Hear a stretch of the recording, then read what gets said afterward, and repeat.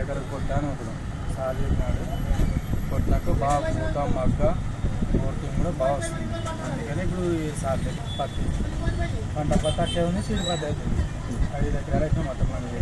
అంటే పత్తి ఒక్కదానికే తీసుకపోయినా వేరే పంటకి ఏమన్నా పత్తి కోటే ఇవ్వండి, పత్తి కోటే కొట్టినాను. సార్ కొట్టాను మంచిగానే మళ్ళీ తిరిగి ఇప్పుడు అయ్యని అడదామని వచ్చినాడు.